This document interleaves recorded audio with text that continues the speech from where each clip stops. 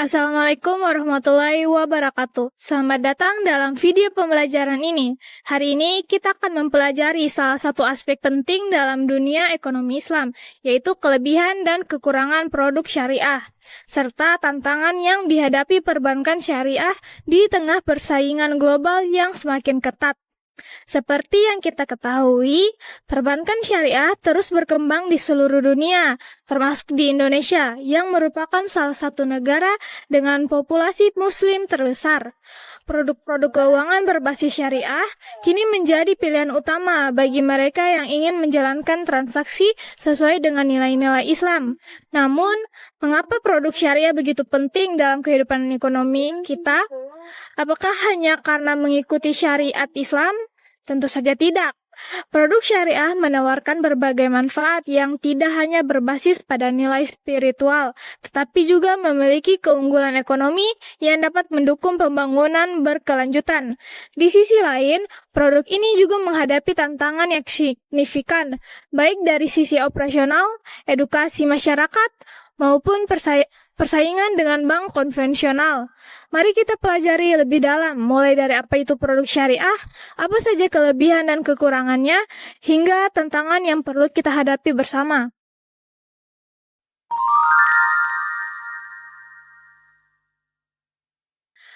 Untuk memahami produk syariah, kita perlu memahami dulu prinsip dasar yang menjadi landasannya.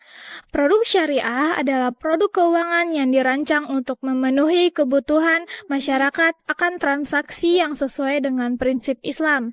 3 prinsip utama yang melandasi produk syariah adalah yang pertama, larangan riba atau bunga. Semua bentuk bunga dalam transaksi keuangan dianggap haram dalam Islam.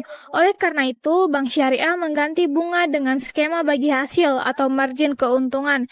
Yang kedua, larangan gharar atau ketidakpastian. Transaksi yang melibatkan ketidakpastian yang berlebihan seperti judi atau spekulasi dilarang. Yang ketiga, larangan maisir atau judi. Semua bentuk transaksi yang bersifat spekulatif atau perjudian tidak diperbolehkan. Dari ketiga prinsip ini, lahirlah berbagai produk syariah yang didesain untuk menggantikan produk konvensional. Beberapa di antaranya adalah yang pertama, tabungan dan deposito syariah. Tabungan syariah menggunakan 2 akad utama, yaitu yang pertama wadiah atau titipan. Dalam akad ini, nasabah menitipkan uangnya kepada bank, dan bank menjaga dana tersebut. Tidak ada janji keuntungan, tetapi bank dapat memberikan bonus secara sukarela. Yang kedua, mudharabah atau bagi hasil. Dalam akad ini, nasabah bertindak sebagai pemilik dana, sementara bank bertindak sebagai pengelola dana. Keuntungan yang diperoleh dari pengelolaan dana akan dibagikan berdasarkan nisbah yang telah disepakati. Yang kedua, pembiayaan syariah. Produk pembiayaan syariah adalah salah satu produk utama yang ditawarkan bank syariah. Beberapa jenis pembiayaan syariah meliputi yang pertama, murabahah atau jual beli. Bank membeli barang yang dibutuhkan oleh nasabah, lalu menjualnya kepada nasabah dengan harga pokok ditambah margin keuntungan. Yang kedua, ijarah atau sewa menyewa.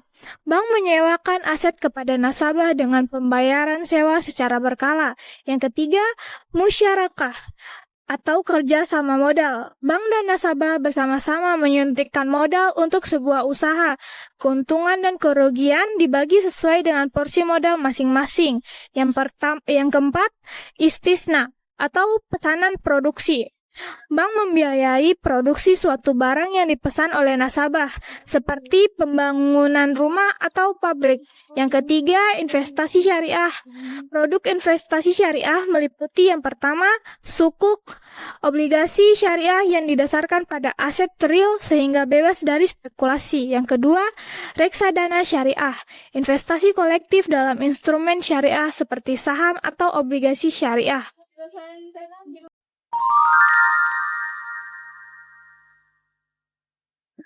Setelah kita mengenal produk syariah, mari kita bahas kelebihan yang membuatnya menjadi alternatif yang menarik dibandingkan produk konvensional. Yang pertama, sesuai dengan nilai-nilai Islam. Produk syariah bebas dari unsur riba, gharar, dan maisir, sehingga lebih berkah bagi mereka yang peduli dengan nilai-nilai Islam. Yang kedua, mendorong keadilan dalam transaksi. Setiap akad yang digunakan bank syariah didasarkan pada prinsip keadilan dan transparansi. Kedua belah pihak memahami hak dan kewajibannya. Yang ketiga, berorientasi pada ekonomi real. Produk syariah lebih fokus pada sektor real dibandingkan sektor spekulatif, sehingga dapat memberikan dampak langsung pada perekonomian masyarakat. Yang keempat, cocok untuk masyarakat yang mengutamakan spiritualitas. Selain manfaat finansial, produk syariah memberikan rasa tenang karena transaksi dilakukan sesuai dengan syariat.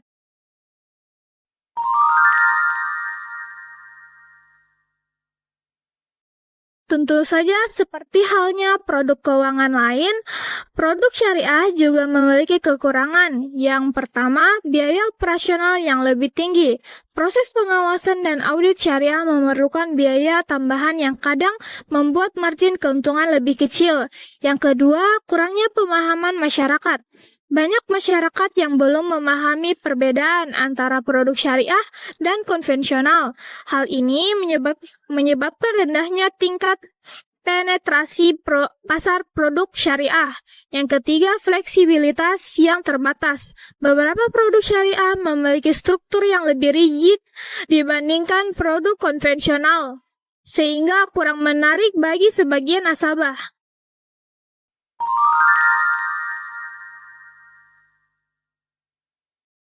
Selain kelebihan dan kekurangan produk, mari kita bahas tantangan yang dihadapi oleh perbankan syariah.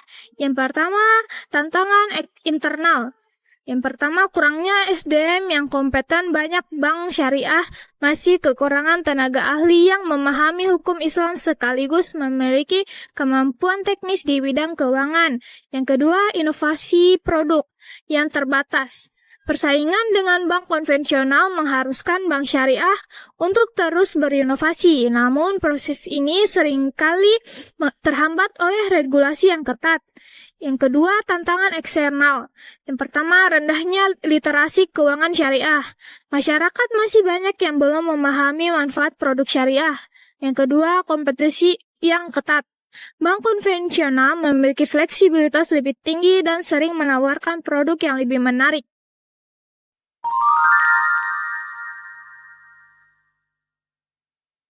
Untuk memahami lebih jelas, mari kita lihat salah satunya contoh nyata penerapan produk syariah. Misalnya, seorang pengusaha kecil yang ingin mengembangkan bisnisnya, pengusaha ini lebih memilih pembiayaan dari bank syariah, alih-alih membayar bunga. Mereka menggunakan sistem bagi hasil. Jika usahanya menghasilkan keuntungan, maka ia membaginya dengan bank sesuai kesepakatan. Namun, jika usahanya merugi, bank juga menanggung resiko tersebut. Contoh lainnya adalah investasi syariah seperti sukuk. Sukuk adalah obligasi syariah yang didasarkan pada aset nyata, seperti infrastruktur atau proyek pembangunan, karena fokusnya pada aset real. Sukuk cenderung lebih stabil dibandingkan dengan obligasi konvensional berbasis bunga.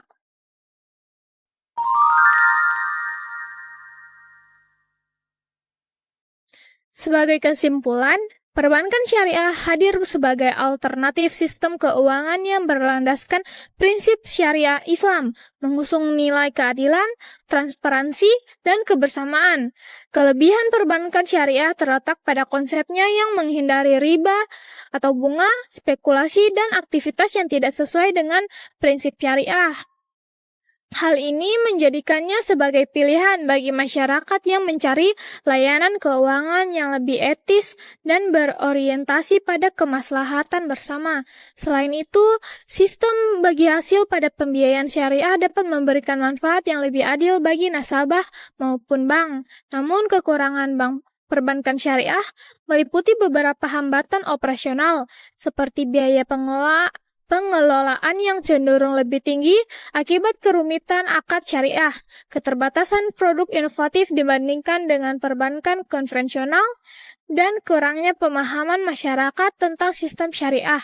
Di sisi lain, penetrasi pasar perbankan syariah juga masih rendah di beberapa wilayah, sehingga menghambat perkembangan lebih lanjut. Tantangan utama perbankan syariah meliputi peningkatan literasi keuangan syariah di masyarakat, penguatan sumber daya manusia yang kompeten di bidang hukum dan ekonomi Islam, serta upaya untuk bersaing dengan perbankan konvensional dalam inovasi teknologi dan digitalisasi. Selain itu, harmonisasi regulasi dengan otoritas perbankan juga menjadi aspek penting untuk mendukung pertumbuhan yang lebih baik. Secara keseluruhan, perbankan syariah memiliki potensi besar untuk terus berkembang, terutama di tengah meningkatnya kesadaran masyarakat akan pentingnya etika dalam pengelolaan keuangan. Dengan mengatasi kekurangan dan tantangan yang ada, perbankan syariah dapat menjadi salah satu pilar penting dalam menciptakan sistem keuangan yang inklusif dan berkelanjutan. Sebagai penutup, mari kita renungkan apa yang menjadi inti dari perbankan syariah. Pada dasarnya, perbankan syariah bukan hanya soal transaksi keuangan, tetapi juga tentang membangun hubungan yang lebih manusiawi dan bermakna antara kita sebagai manusia, ekonomi, dan nilai-nilai spiritual kita. Bank syariah mengajarkan kita pentingnya keadilan, transparansi, dan keberkahan dalam setiap langkah ekonomi yang kita ambil. Dengan menggunakan produk keuangan syariah, kami tidak hanya mendapatkan manfaat finansial, tetapi juga berkontribusi pada sistem yang lebih berkelanjutan, adil, dan membawa maslahat bagi semua. Mari kita terus mendukung perkembangan perbankan syariah di Indonesia. Sebagai bagian dari masyarakat, kita dapat memulainya dari langkah kecil, seperti memilih produk keuangan syariah yang sesuai dengan kebutuhan kita, berbagi pengetahuan tentang keunggulan kepada orang lain, dan mendukung kebijakan yang mendorong pertumbuhan ekonomi berbasis syariah.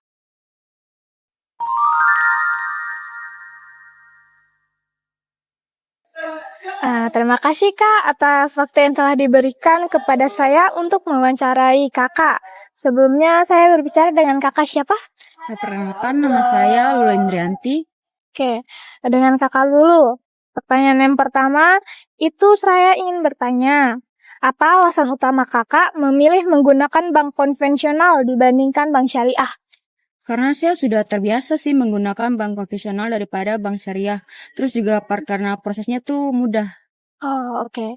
Dan pertanyaan kedua, apakah Kakak tahu perbedaan antara bank konvensional dan bank syariah? Ya, saya tahu kalau bank syariah ini menghindari riba ya. Kalau bank konvensional ini ada bunganya, tapi saya secara pribadi tidak mempermasalahkan. Oh, oke. Nah, pertanyaan yang ketiga, apakah Kakak pernah mencoba atau mempertimbangkan menggunakan layanan bank syariah? Belum pernah, karena saya sudah merasa cocok dengan bank konvensional ini. Terus juga karena banyak cabangnya, terus banyak ATM-nya juga. Oh, oke. Nah, pertanyaan keempat, apa faktor kepercayaan atau keamanan memengaruhi keputusan Kakak? Sebagian iya, karena saya merasa bank konvensional ini bank yang besar dan terjamin gitu. Oh. Ya, saya juga kurang tahu tentang reputasi bank syariah. Oke. Pertanyaan selanjutnya, apakah faktor agama atau prinsip syariah menjadi pertimbangan Kakak dalam memilih layanan perbankan? Tidak terlalu, karena yang terpenting bagi saya itu efisiensi dan kemudahan. Selama layanannya itu nyaman dan mudah, saya nggak masalah. Oh, oke. Pertanyaan terakhir, apa yang menurut Kakak perlu ditingkatkan oleh bank syariah agar lebih menarik bagi Kakak?